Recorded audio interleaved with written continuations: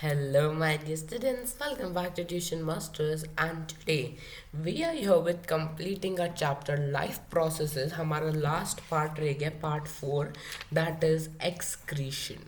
So आज के session में हम डिस्कस करने वाले हैं about excretion. So ये सुनने में लगेगा अरे एक्सक्रीशन क्या सब कुछ हो गया अभी बस वेस्ट बाहर निकालना है but it is not that easy. So आज हम लोग एक्सक्रीशन के बारे में स्टडी करेंगे. So as you guys know previous videos में हमने डिस्कस किया था वो nutrition respiration and digestion and transportation as well. So make sure to like this video, share with your friends, subscribe करो चैनल को और make sure to check the I section to get the links of the previous session. So हमने पढ़ा था कि पहले तो हमने खाना अंदर लिया, उसको डाइजेस्ट किया, उसमें से एनर्जी भी ले ली और उसके बाद हमारे सारे ऑर्गन्स को भी ब्लड मिल गया. पर अब एंड में हमारे पास कुछ ना कुछ वेस्ट तो बचेगा, isn't it? So we know कि अगर हम कुछ भी बनाए, let's say you're doing some art or craft, art और कुछ ना कुछ तो एक्स्ट्रा वेस्ट बच जाएगा. सो दैट वेस्ट को भी हम रिमूव करेंगे और तब हमारा पूरा का पूरा लाइफ प्रोसेस होगा ख़त्म. Now, what is excretion? Excretion is a biological process by which an organism gets rid of nitrogenous waste products from the body. Or simply, you can say that जो harmful metabolic waste होते हैं उनको हम बाहर निकाल रहे हैं. Okay? So, excretion is done by humans as well as plants. ठीक है, plants are no less. So पहले हम प्लांट्स का एक्सक्रीशन डिस्कस करेंगे, then will go towards humans. अब प्लांट के क्या वेस्ट प्रोडक्ट होते हैं? Do you know that oxygen is actually a waste product of photosynthesis and carbon dioxide एक वेस्ट प्रोडक्ट है ऑफ रेस्पिरेशन और वाटर तो दोनों तरफ का ही वेस्ट है. So do you know that? You know कि हम क्या हमारा रिएक्शन क्या होता है? 6CO2 plus 12H2O gives us C6H12O6 plus 6O2 plus 6H2O. Is it? हमने पढ़ा फोटोसिंथेसिस में. इसमें glucose is used as food but these two things these are known as byproducts. Byproducts और ये they are of no use, ये waste है. ठीक है. सो वाटर भी एक वेस्ट होता है. तो वाटर बाहर कैसे जाए? Through transpiration. The loss of water vapour है ना, loss of water in the form of water vapour is transpiration.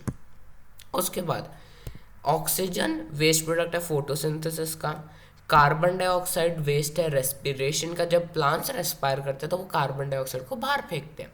और वाटर दोनों का ही वेस्ट प्रोडक्ट है ना.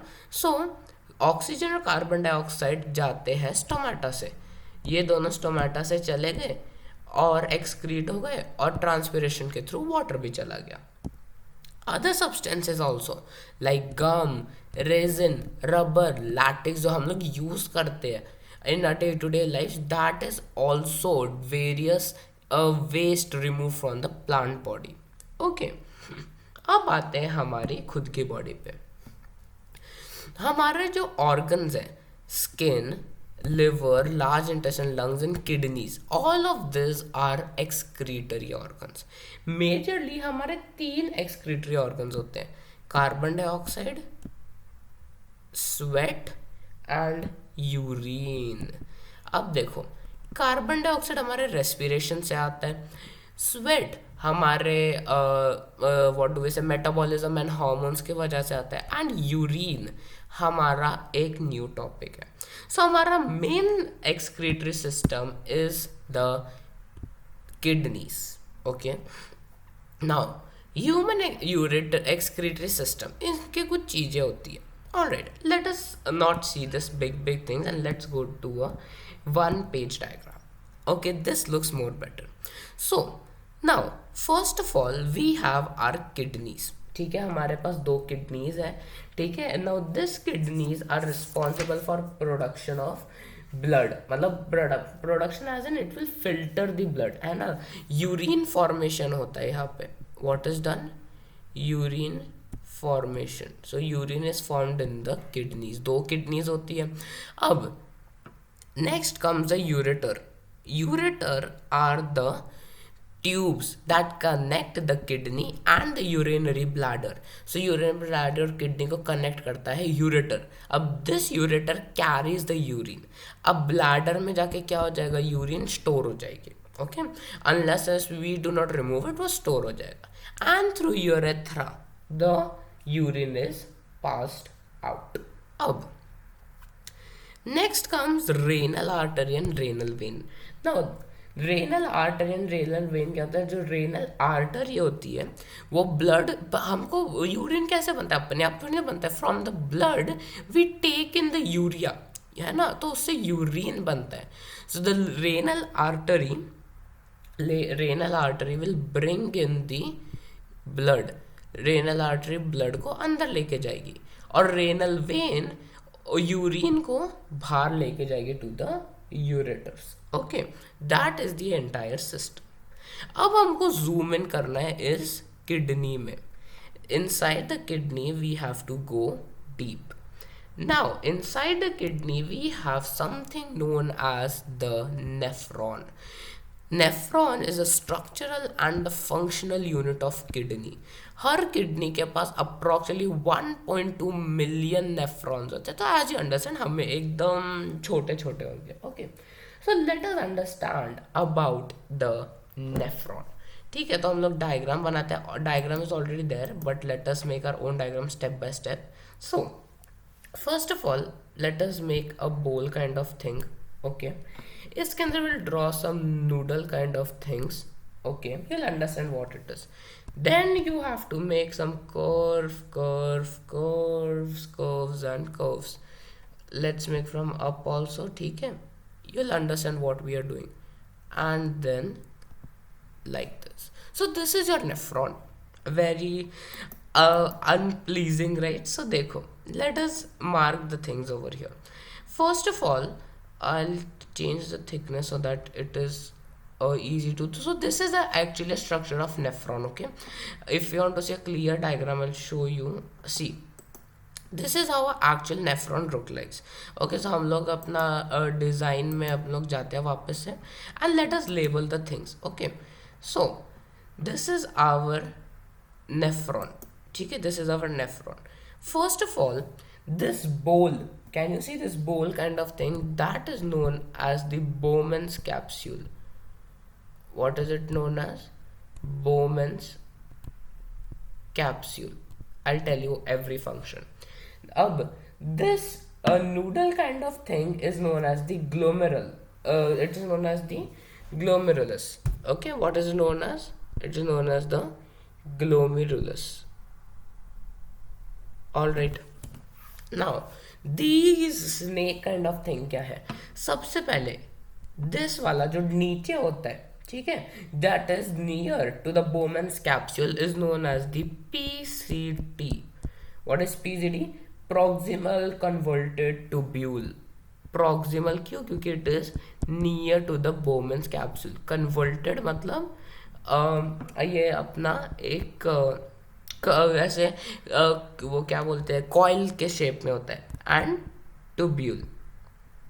उसके बाद जो हमारे बोमन कैप्सूल से दूर होता है, this one, that is known as the DCT, that is distal convoluted tubule. Okay, उसके बाद ये बीच में जो सबसे नीचे चला जाता है, that is known as Henle's loop. Okay, that's known as Henle's loop. All right, और ये एंड में this is known as your collecting duct. Okay, it is the collecting duct. Okay, so this is a structure of nephron. अब देखते हैं इनके functions one by one. So you know what happens? First of all, there is something known as the efferent arteriole. Okay, there is something known as the efferent arteriole. जो efferent arteriole होता है वो लेके आता है blood को. ठीक है, the efferent arteriole carries the blood. Okay, bring in the blood. उसके बाद ग्लोमेरुलर सारे कैपिलरीज होते हैं. उसके बाद ये ब्लड बाहर चला जाता है फिल्टर होने के बाद, that through the efferent arteriole. Efferent arteriole के थ्रू वो बाहर चला जाता है.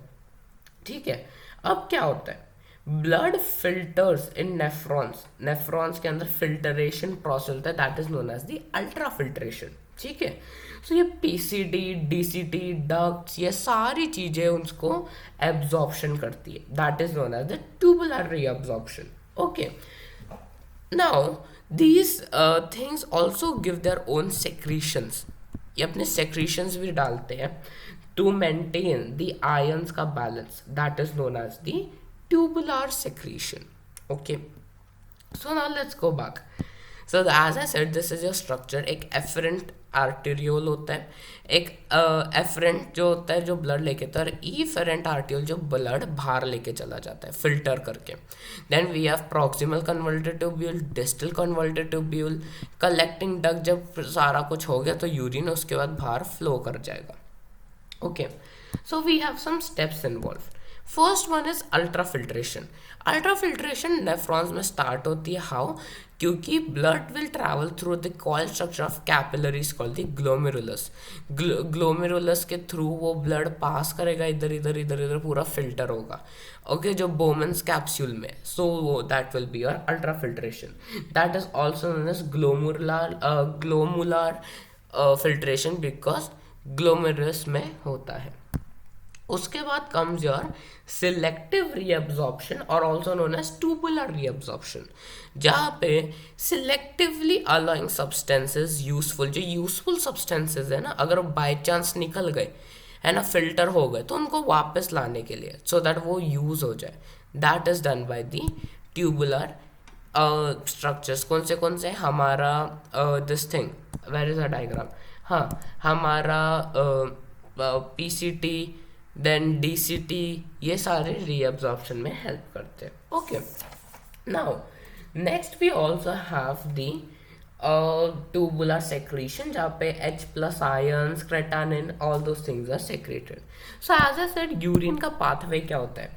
पहले कलेक्टिंग डक्ट, हम लोग इधर से पकड़ रहे हैं इसको, कलेक्टिंग डक्ट हियर, यहाँ से हमारा यूरिन फॉर्म हो गया. कलेक्टिंग डक्ट से ये जाता है यूरेटर में. किडनी में क्यों नहीं? बिकॉज किडनी में ही ये नेफ्रॉन्स होते हैं.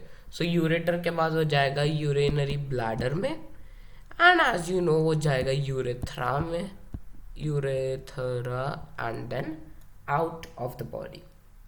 Now come to a new topic. Now there comes a new topic about the dialysis. What is it?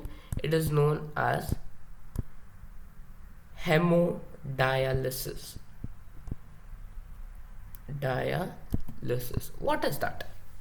It is possible sometimes that a person may have a kidney failure.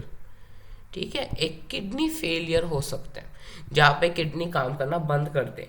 अब अगर हमारी kidney काम करना बंद कर देगी, so we have to replace it somehow. Replace नहीं करेंगे तो क्या हमारा एक्सक्रीशन पॉसिबल नहीं करें, वी विल गेट डिस्ट्रॉयड, है ना, हमारा पूरा खराब हो जाएगा. So that's why we have something known as a haemodialysis system. इसमें क्या होता है, हम लोग एक फेक किडनी का काम करते हैं. ओके, इट्स नॉट परमानेंट नहीं रख सकते, किडनी को चेंज करना पड़ता है, किडनी ट्रांसप्लांट होता है. बट टिल देन हमको किडनी नहीं मिलती है विद द मैचिंग टिश्यूज, हम यूज करते हैं द प्रोसेस ऑफ डायलिसिस. ठीक है, हम डायलिसिस करते हैं. इसमें क्या होता है, डायलिसिस में we have few things. Okay, अब क्या होता है, this is connected to the human body. ये ह्यूमन बॉडी पे एक कनेक्टेड है. अब इस पूरे डायलाइजर में ना, डायलाइजिंग जो मशीन होती है उसमें ना ये जो ट्यूब्स होती है that is made up of cellophane. Cellophane की ट्यूब्स होती है जो सेमी परमिएबल है. याद है पिछले साल पर हमने पढ़ा था, सेमी परमिएबल मीन्स दैट कि वो सेलेक्टिव चीजें ही अंदर लेगा कॉन्सेंट्रेशन के बेसिस पे. तो क्या होता है, इस एंटायर ट्यूब्स एंड मशीन में एक सब्सटेंस होता है नोन एज डायलाइजिंग सोल्यूशन, और you can say dialysis solution होता है इसमें. अब इस सोल्यूशन की कैरेक्टरिस्टिक क्या है, इसमें हर वो चीज होती है जो ब्लड में है. ठीक है, ब्लड में जितनी सारी चीजें होती है उतनी सारी चीजें सोल्यूशन में है एक्सेप्ट यूरिया. वी नो कि this is a cellophane tube, यहाँ से हमारा ब्लड आ रहा है जिसमें ढेर सारा यूरिया है. ये हमारा ब्लड फेक ब्लड है, you can say that is your dialysis solution है ना। यहाँ पे यूरिया नहीं है, सो यूरिया का कॉन्सेंट्रेशन इसमें हाई है, सो ये मेम्ब्रेन के थ्रू यूरिया इसमें चला गया, सो जो ह्यूमन बॉडी का ब्लड है वो हो गया purify, isn't it?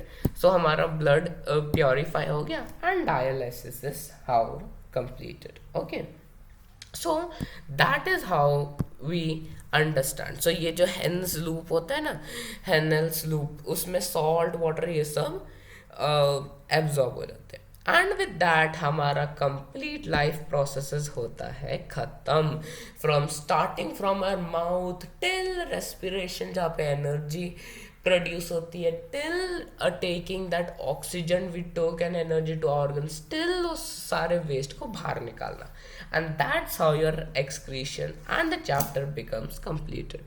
So next session में हम इसके इंपॉर्टेंट क्वेश्चंस, एनसीईआरटी क्वेश्चंस करेंगे। Make sure to like this video, share करो अपने फ्रेंड्स के साथ, and to do spoiler alert, you would obviously know, but next chapter हमारे बायोलॉजी का है, बहुत इंटरेस्टिंग सा chapter, that is control and coordination, a fun exciting सा चैप्टर है। सो आई will be seeing in a next session, students, take care and good bye.